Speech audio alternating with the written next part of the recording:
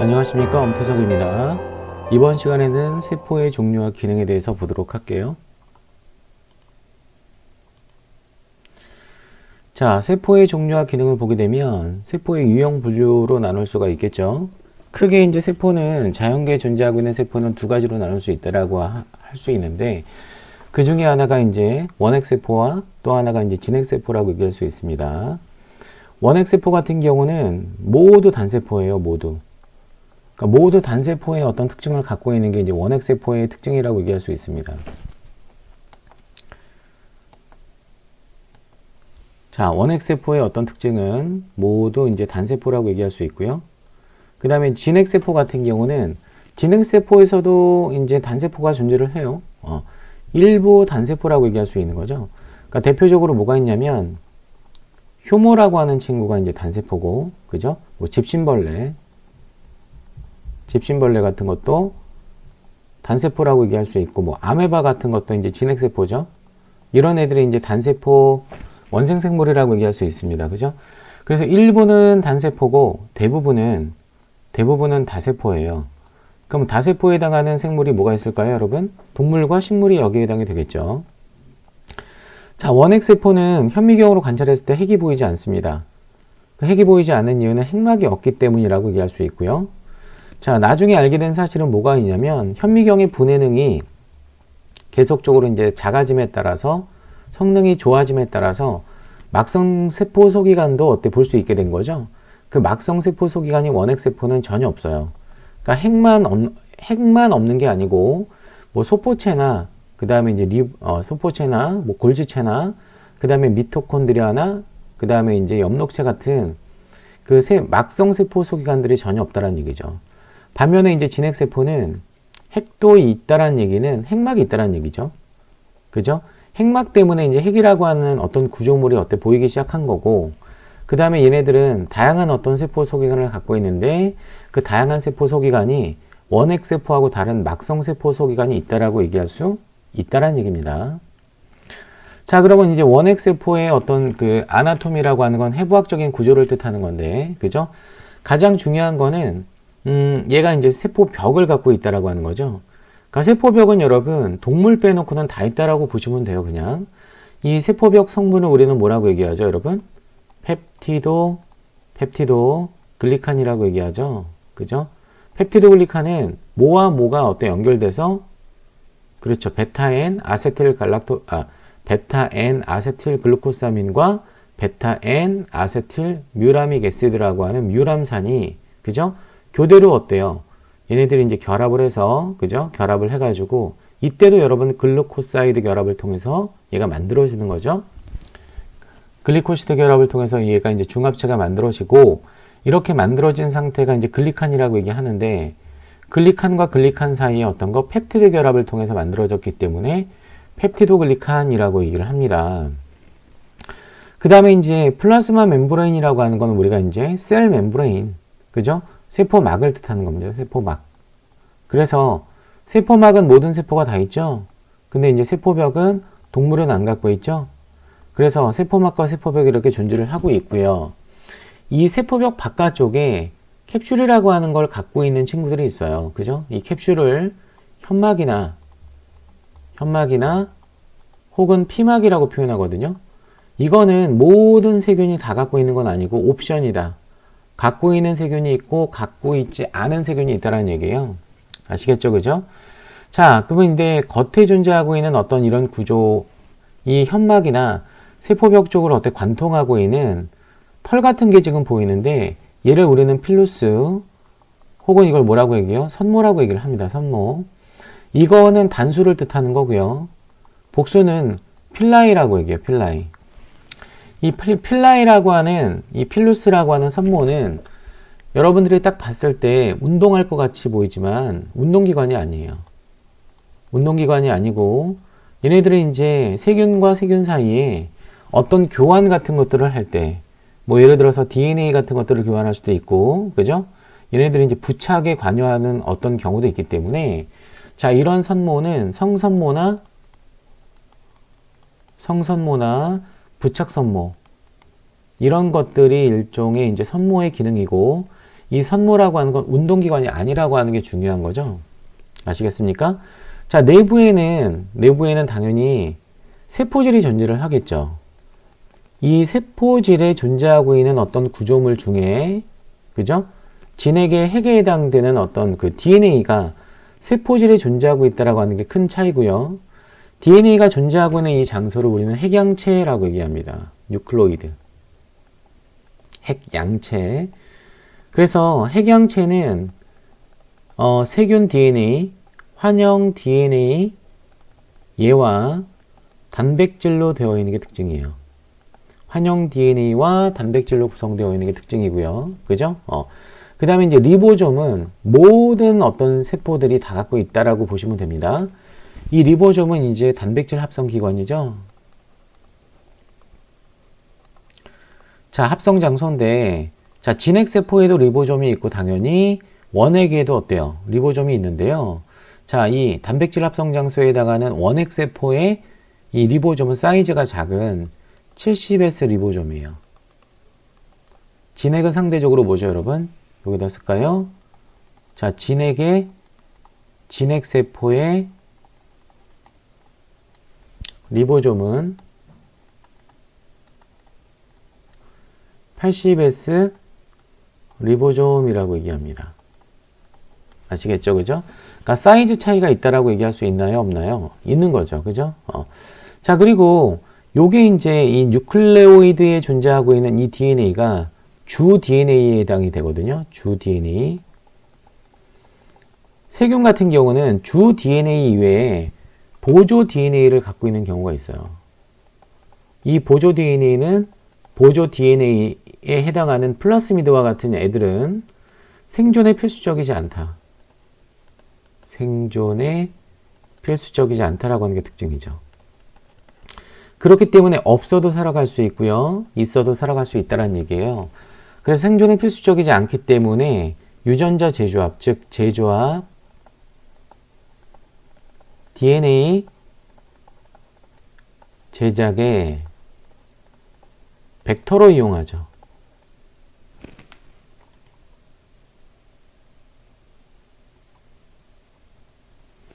자, 재조합 DNA 제작에 벡터로 이용을 합니다. 자, 마지막에 이제 꼬리 부분에 이 후크 부분에 이렇게 매달려 있는, 그죠? 긴 털의 어떤 구조가 존재를 하고 있죠. 이렇게. 그죠? 요거를 이제 플라젤라이, 이거를 이제 원핵성 세포라고 원핵성 편모라고 얘기합니다. 혹은 이거는 원핵 세포가 갖고 있는 편모이기 때문에 바꿔서 얘기하면은 세균성 편모라고도 얘기해요. 세균성 편모에 해당하는 이 편모 단백질이 플라젤룸이라고 얘기하죠. 플라젤룸.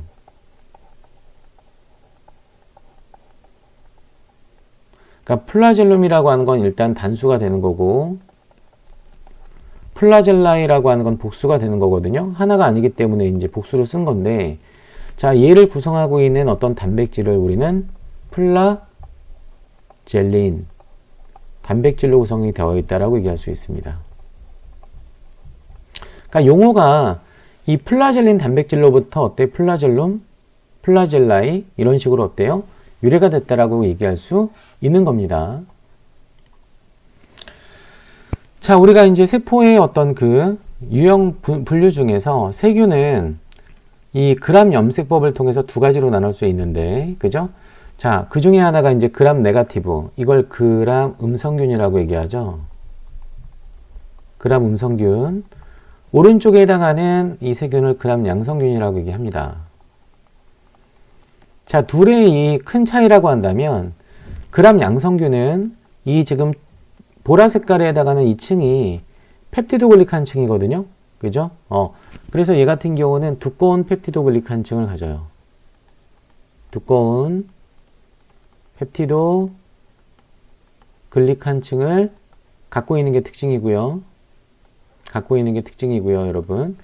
반면에 음성균 같은 경우는 이 펩티도글리칸 층이 얇은 펩티도글리칸 층을 갖고 있는 게 특징이죠. 얘 같은 경우는 얇은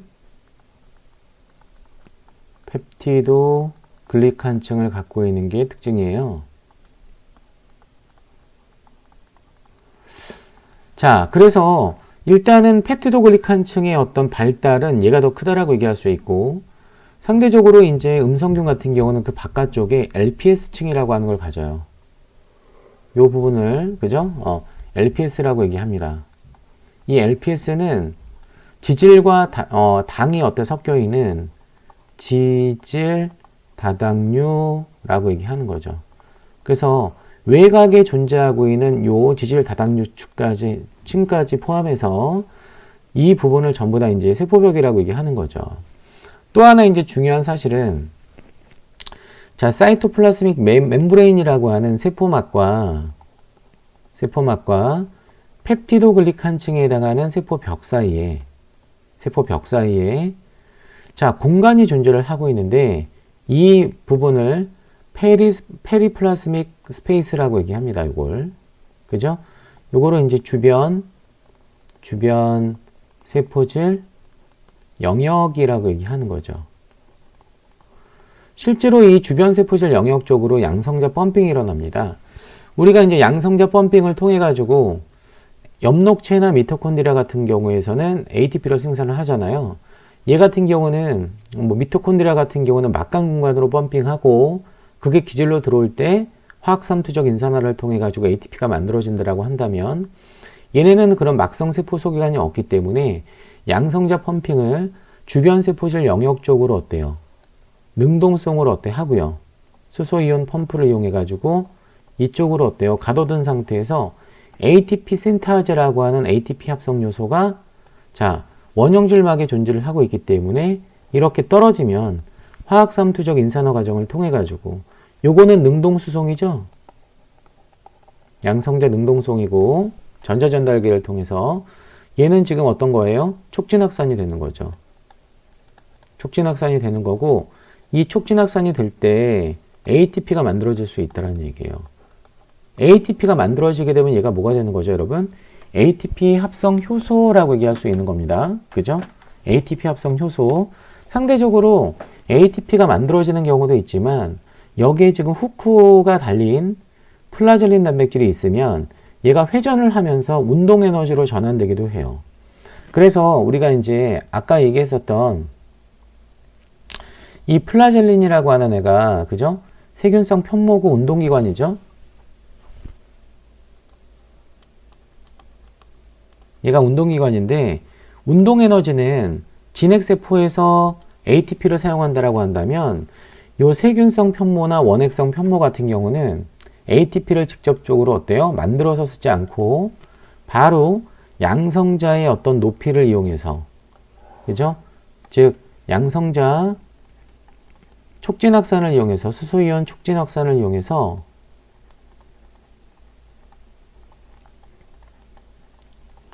자, 구동력을 얻는다라고 얘기할 수 있습니다. 그래서 세균성 편모의 운동은 무슨 운동이에요, 여러분? 파동 운동이 아니고, 진핵은 파동 운동이지만 얘네들은 회전 운동을 통해서 운동을 한다라고 얘기할 수 있어요. 이해가 되시죠? 그래서 이제 그런 측면에서 페리플라스믹 스페이스라고 하는 이 영역은 좀 중요하다라고 얘기할 수 있습니다. 자, 그래서 이제 세포의 유형 분류에서 이 전자현미경 사진이 지금 나왔는데, 여기 지금 여러분 박테리아 플라젤라라고 하는 게 나왔죠, 그죠? 요게 바로 뭐냐면 원핵성 편모. 이 원핵성 편모가 로테이트가 된다라고 나왔습니다. 그죠? 이 로테이트가 된다라는 얘기는 무슨 운동을 한다라는 얘기죠, 여러분? 회전 운동을 한다라는 얘기죠. 그래서 오른쪽에 쭉 그림을 보게 되면 이 후크가 요렇게 이제 돌아간다라는 얘기죠. 그죠? 돌아감으로 인해서 얘네들이 이제 회전 운동을, 편모가 회전 운동을 수행할 수 있도록 해주는 역할을 하는 거예요. 마치 배에 존재하고 있는 어떤 그 프로펠러 있죠? 프로펠러가 돌아가듯이 이제 돌아가는 어떤 측면이 있다는 얘기고, 얘가 지금 아우터 멤브레인이 있다는 얘기는 여기가 이제 LPS층이라고 얘기할 수 있는 거고요. LPS층이 있는 거고, 그 다음에 여기 지금 펩티도글리칸층이 있고요. 그 다음에 여기 지금 세포막이 있고요. 세포막과 펩티도글리칸 사이를 아까 주변 세포질 영역이라고 얘기하는 거죠. 주변 세포질 영역. LPS층이 있는 걸로 봐서 얘는 그람 양성균이에요? 음성균이에요? 그렇죠. 그람 음성균이라고 얘기할 수 있는 겁니다. 그리고 여러분 왼쪽에 있는 B 그림을 잠깐 보시게 되면 사진을 보시면 자 어떤 머리처럼 머리카락처럼 보이는 필라이라고 하는 게 나왔어요? 안 나왔어요? 이런 필라이가 하는 역할은 그죠? 운동기관이 아니고 얘네들은 세균간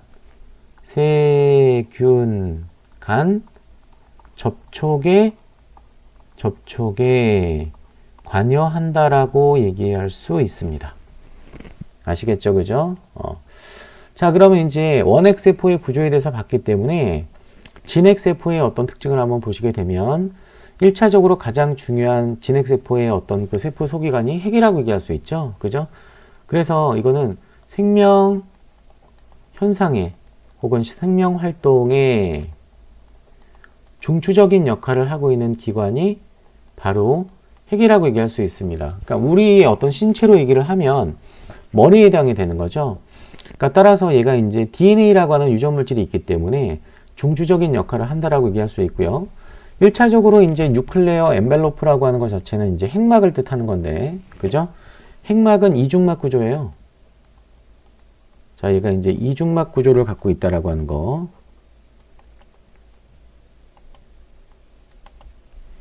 핵막은 이중막인데 특징을 보시게 되면 이 외막과 이 내막이 핵공을 통해서 이렇게 연결되어 있어요. 그죠? 그래서 이제 물리적으로 외막과 내막이 연결되어 있다라고 하는 게 특징이다. 그죠?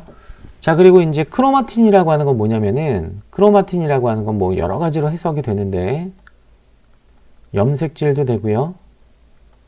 염색사라고 표현하기도 합니다. 염색질보다는 염색사가 응축이 된 거라고 얘기할 수 있어요. 자, 그러면 이 크로마틴의 어떤 구성 성분은 DNA와 히스톤 단백질로 되어 있다라고 하는 거. 히스톤 단백질. 우리 이제 생체 구분자에서 DNA가 음전하를 띠고 있고 히스톤 단백질이 양전하를 띠고 있기 때문에 이 둘의 어떤 상호작용은 이온 결합이라고 얘기할 수 있습니다. 이온 결합. 자, 그리고 이제 핵막이라고 하는 게 이중막 구조라고 얘기했었죠.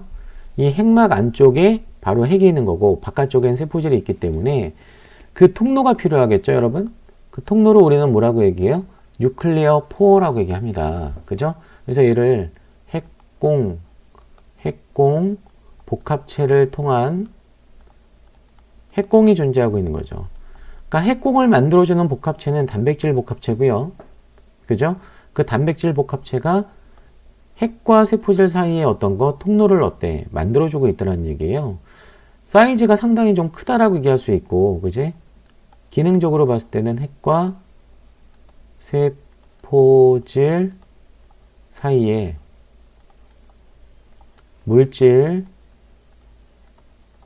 통로라고 얘기할 수 있는 거죠. 그래서 핵막을 포함한 안쪽에 있는 구조물을 우리는 핵이라고 얘기하는 겁니다. 아시겠죠? 그죠? 자, 그 다음에 이제 핵 속에는 염색을 했을 때 유난히 진하게 보이는 부분들이 있는데 핵을 염색할 때는 즉 DNA와 RNA 같은 핵산을 염색하거든요. 핵산이 굉장히 밀도가 높은 지역 중에 하나가 어디가 있냐면 핵인이라고 얘기해요. 핵인. 이 핵인은 그죠? rRNA라고 하는 애가 풍부하죠. rRNA가 풍부하다라고 얘기할 수 있어요. 이 rRNA는 리보솜을 만들어주는 어떤 RNA이기 때문에 실제로 이제 rRNA가 풍부하다는 얘기는 여기서 리보솜 소단위체 생성이 된다라고 얘기할 수 있어요. 소단위체는 큰 소단위체가 있고 작은 소단위체가 있기 때문에 자, 리보솜이 여기서 만들어져서 나갈 수 있다는 얘기죠. 핵공 복합체를 통해서. 그래서 지금 여러분들 이 핵막과 연결되어 있는 이 망상 구조의 어떤 이 구조물을 우리는 조면소포체라고 얘기를 하죠. 조면소포체는 여러분 중고등학교 때 거치면소포체하고 동의어인데요. 왜 거치로 보입니까? 깨알 같은 게 이제 붙어 있기 때문에 거칠어 보이겠죠? 그 깨알 같은 게 바로 뭐죠, 여러분? 그죠? 부착 리보좀이 되는 거죠. 그래서 리보좀이라고 하는 단백질 합성 기관이 진핵세포에도 있는데 얘는 지금 당연히 침강계수는 80S가 되는 거고, 이 부착 리보좀과 이런데 덩그러니 어때 떨어져 있는 자유리보좀이 있어요. 그래서 자유리보좀은 세포질에 있는 친구고, 부착 리보좀은 조면소포체에 어때 붙어 있는 이런 리보좀을 우리는 부착 리보좀이라고 얘기하는 거죠. 그죠? 자, 그래서 이제 이런 크리스테 구조를 어때? 크리스테나 시스턴의 구조를 갖고 있기 때문에, 그죠? 얘가 상당히 소포체 자체의 특징을 보게 되면은 표면적이 매우 크다. 그죠? 표면적이 크다라는 얘기는, 진핵세포가 사이즈가 크잖아요. 그러니까 원핵세포보다는 어때? 부피당 표면적의 비율이 작을 수밖에 없기 때문에 생존하기가, 대사하기가 좀 불리할 수밖에 없잖아요. 이거를 만회하기 위해서 내부 쪽으로 이렇게 막구조가 형성이 됐다라고 얘기할 수 있는 거죠. 자, 리보좀의 어떤 기능을 보게 되면, 자, 진핵세포의 세포질에 있는 리보좀이기 때문에 얘는 80S 리보좀. 침강계수가. 자, 그런데 이 리보좀이 하는 역할은 단백질 합성에 관여를 합니다. 그죠? 자, 그래서 리보좀은 이 tRNA 결합자리가 세 군데가 있습니다. 그죠? 그 결합자리가 왼쪽에 있는 결합자리가 바로 뭐냐면은 출구자리예요. 출구자리.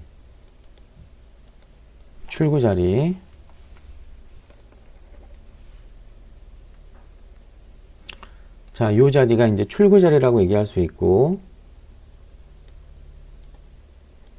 출구자리. 이 가운데 있는 자리가 P사이트, P자리라고 얘기합니다. 이 P자리는 폴리펩티드가 연결되어 있기 때문에, 그죠? 폴리펩티딜 아미노아실 폴리펩티딜 tRNA 사이트라고 얘기하죠. 그죠? 그리고 이제 새롭게 들어오는 아미노산이 어때? tRNA 부착돼서 오죠. 얘를 전체적으로 우리는 뭐라고 얘기해요, 여러분? 아미노아실 tRNA라고 얘기하고요. 이 아미노아실 tRNA 사이트라고 얘기해서 A자리라고 얘기를 합니다. 아시겠죠? 그죠?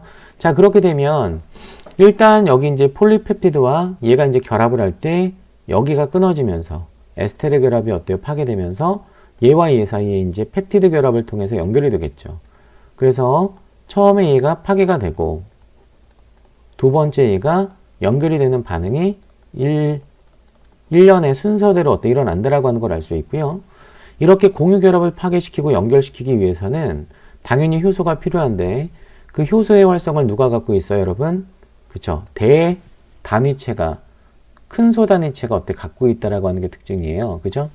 그래서 이 효소의 활성을 갖고 있기 때문에 얘를 리보자임이라고 얘기하는 겁니다.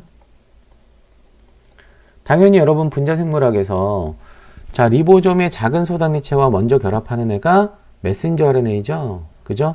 그래서 얘가 지금 먼저 번역을 했던 장소가 5-쪽이고 나중에 번역할 장소가 3-쪽이고, 그죠? 이렇게 이제 3자 암호, 이런 3자 암호가, 그죠? 이런 3자 암호가 여기서는 뭐가 되는 거냐면 각각 코돈이라고 얘기할 수 있어요. 아미노산 정보를 갖고 있는 코돈. 자, 진핵세포의 어떤 세포 소개하는 기능 중에서 요번에 이제 소포체에 대해서 잠깐 보면, 소포체는 여러분 두 가지가 있다라고 했습니다. 하나가 조면 소포체가 있고요.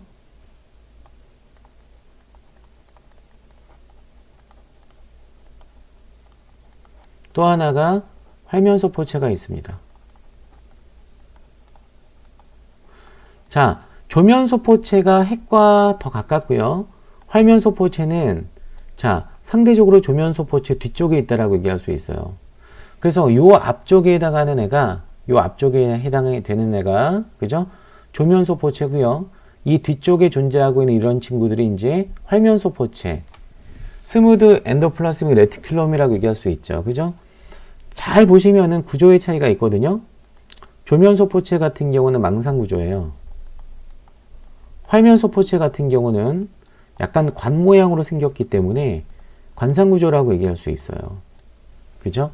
자, 그러면 잠깐 정리를 한번 해보게 되면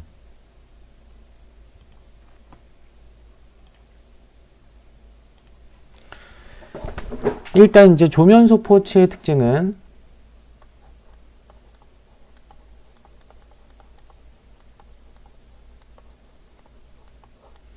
단백질 가공에 관여를 합니다. 아시겠죠? 그죠? 1차 구조를 만들어주는 장소는 리보좀이지만 2, 3차 구조가 만들어지는 장소가 조면소포체 내광에서 1차적으로 일어날 수 있다는 얘기예요. 그죠? 그래서 얘 같은 경우는 단백질 가공을 한다는 얘기는 이황화 결합이나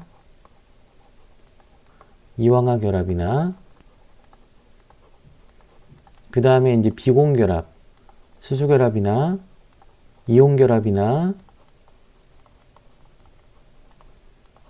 그 다음에 소수성 상호작용을 통해서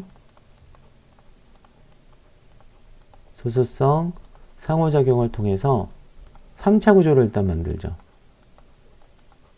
3차 구조를 형성시키고요. 자, 그러면 일단은 기능을 갖고 있는 단백질이 만들어지잖아요. 그죠? 두 번째는 올리고당이 부착이 돼요. 이 올리고당은 아스파라진에 부착이 됩니다. 아미노산.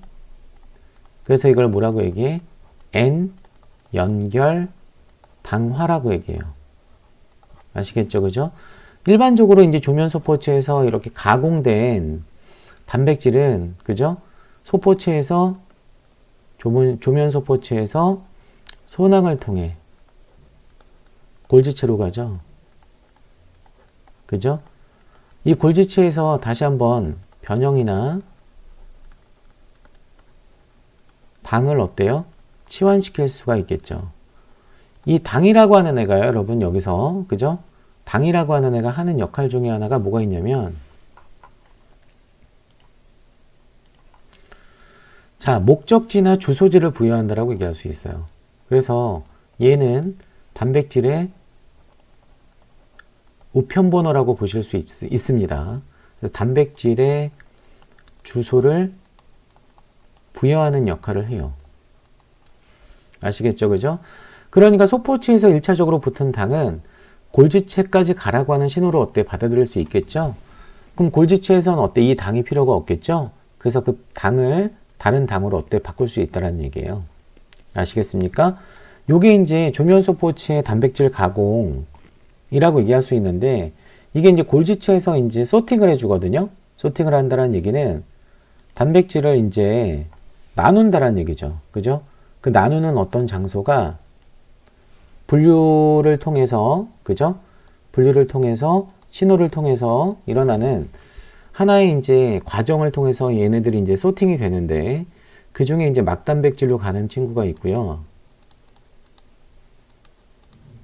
또 하나는 리소좀에 있는 효소, 리소좀, 가수분해 효소. 자, 동물세포에만 존재하고 있는 게 리소좀이죠.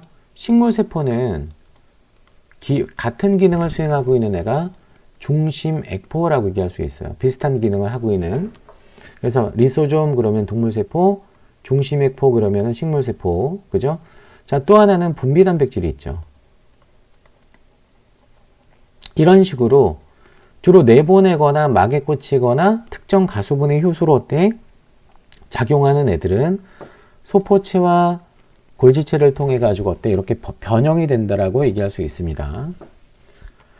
자, 그러면 활면소포체는 기능이 전혀 달라요. 조면소포체는 리보좀이 부착이 되어 있다라고 했었죠. 그래서 조면소포체는 부착 리보좀이, 결합 리보좀이 존재하고 있는 경우에 해당이 되는 거고, 활면소포체는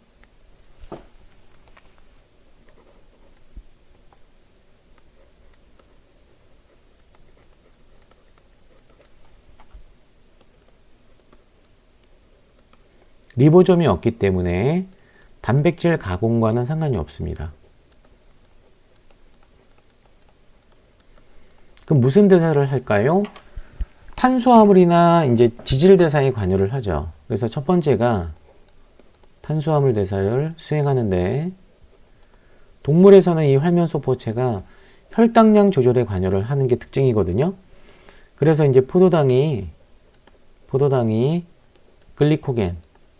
글리코젠으로 합성이 되는 장소, 반대로 이제 글리코젠이 포도당으로 어때?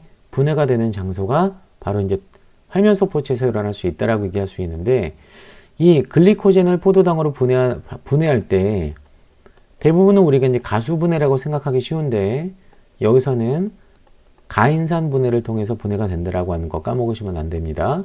그럼 이 효소가 뭐가 되겠어요, 여러분? 글리코젠 가인산 분해 효소라고 얘기할 수 있는 거죠. 그죠? 자, 두 번째는 이제 지질대사에 관여를 해요. 자, 일단은 인지질, 중성지방, 스테로이드, 이런 것들을 합성하는 장소가 활면소포체죠. 여러분, 스테로이드 합성은 콜레스테롤 합성을 통해서 만들어지는 게 일반적이죠. 간에서 만들어지죠. 간세포는 그래서 활면소포체가 발달되어 있어요. 간에서 혈당량 조절하죠. 간에 그래서 이런 활면소포체가 발달되어 있다라고 얘기할 수 있습니다. 그리고 이제 지방산 변형에 관여를 해요. 그죠? 이거는 이제 포화도 조절, 포화도나 길이 조절. 포화도라고 하는 거는 불포화지방산이나 포화지방산을 서로 바꿀 수 있다는 얘기고, 길이 조절이라고 하는 건 탄소 골격을 여기다 어때? 추가적으로 붙이거나 떨어뜨릴 수 있다는 얘기죠. 그죠? 자, 지방산 변형은 활면소포체에서 하지만, 참고로 지방산 합성은 활면소포체에서 하지 않습니다. 어디서 하죠? 이건 세포질에서 지방산 합성 효소에서 일어나는 거죠. 세포질에서 진행이 됩니다. 아시겠죠? 그죠? 자, 세 번째 특징은 뭐가 있냐면, 세 번째 특징은 해독작용에 또 관여를 해요. 해독작용은 일반적으로 체 내에서 체 외쪽으로 내보낼 수 있으면 해독작용이라고 우리가 보통 얘기를 하거든요.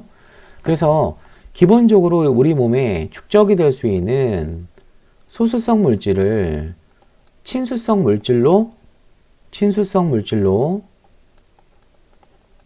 바꿨을 때 요거 자체를 우리가 해독이라고 얘기할 수 있고요. 이 과정에서 히드록실기를 붙이는 어떤 특징을 갖는 거죠. 이런 애가 이제 대표적으로 뭐가 있냐면 사이토크롬 P450이라고 하는 효소가 있습니다. 사이토크롬 P450이라고 하는 효소가 있는데, 이 효소가 간에 굉장히 많습니다. 그래서 간은 우리 몸에서 대표적인 해독작용에 관여하는 어떤 효소라고 얘기할 수 있습니까? 없습니까? 있는 거죠. 그죠? 그래서 얘를 우리는 시토크롬 P450이라고 얘기해요. 기질 특이성이 작기 때문에 이 효소가 다양한 물질을 어때요? 체외로 배출시킬 수 있는 능력이 있다는 얘기죠. 아시겠죠? 그죠? 자, 그러면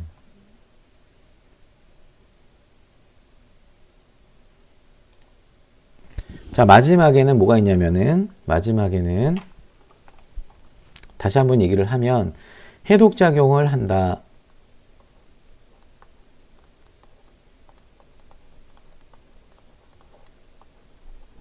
이 해독작용은 소수성 물질을 친수성 물질로 바꿀 때 활면소포체에서 뭘 붙일 수 있다고요? 그렇죠. 히드록실기를 붙여가지고 친수성 물질로 바꿔서 체외로 소변이나 이런 어떤 땀을 통해서 내보낼 수 있다는 얘기가 되겠죠. 마지막에는 뭐가 있냐면 활면소포체는 칼슘 저장을 합니다. 그죠? 칼슘 저장을 할 수 있다는 얘기는 칼슘 이온의 펌프를 갖고 있다는 얘기예요. 뭘 갖고 있다고? 칼슘 펌프. 요거는 당연히 칼슘 ATP 아제라고 얘기하죠. ATPase. ATP를 이용하는 일종의 1차 능동성 단백질이라고 얘기할 수 있는데, 칼슘의 기능은 굉장히 다양해요. 그죠? 칼슘의 1차적인 기능 중에 하나가 세포 사이에 신호 전달에 관여를 하죠. 그래서 이걸 일명 2차 신호 전달제라고 얘기하잖아요. 2차 신호 전달자라고 얘기를 하고요. 그죠? 또 하나는 근섬유의 어떤 근수축 운동, 근육 수축에 관여하는 특징을 갖고 있다는 얘기죠. 그죠? 이렇게 이제 활면소포체의 기능은 단백질 대사하고는 어때 무관하다라고 얘기할 수 있습니다.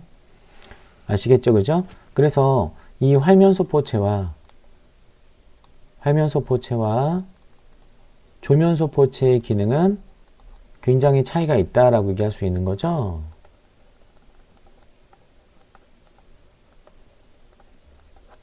차이가 있다라고 하는 걸 꼭 잊으시면 안 됩니다. 자, 골지체는 일단 소포체 방향에 존재하고 있는 애가 형성면이라고 얘기해요. 그 다음에 세포막 쪽에 있는 쪽이 성숙면이라고 얘기합니다. 성숙면. 그래서 형성면을 시스페이스, 그 다음에 성숙면을 트랜스페이스라고 얘기를 하죠. 그래서 단백질의 어떤 기능적으로 봤을 때 추가 가공 장소라고 얘기할 수 있어요. 단백질의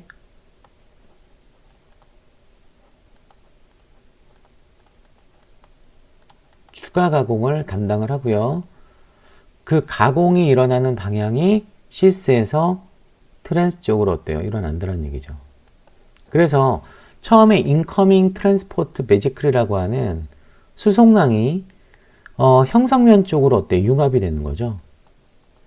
융합 후 조금씩 어때요? 이런 어떤 장소에서 골지체 여러 조각에서 이제 변형이 되는 거죠. 변형이 되면서 얘는 이어져 있지 않다라고 하는 게 특징이에요. 소포체 같은 경우는 이런 식으로 이제 이어져 있는 게 특징이거든. 소포체는 구조적으로. 그러니까 통로가 물리적으로 연결되어 있잖아요. 이렇게, 그지? 근데 골지체는 똑같은 시스턴의 구조인데 얘가 이렇게 떨어져 있다라고 하는 게 특징이에요. 그죠? 그러니까 얘가 이동 속도가 빠르고 얘는 이동 속도가 느릴 수밖에 없는 거죠. 그죠? 그래서 단백질의 추가 가공이나 변형을 어때? 수행하고요.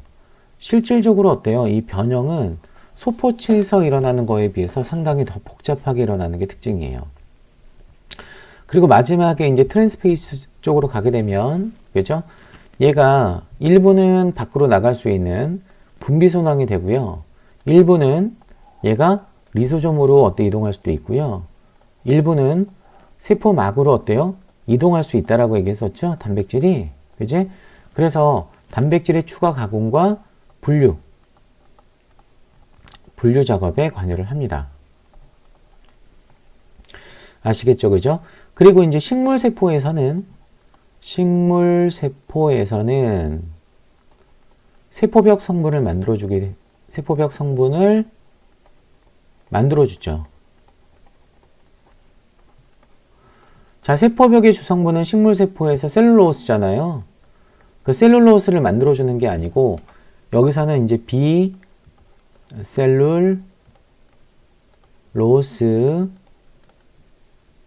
셀룰로스 성분을 비셀룰로스 성분을 합성하죠.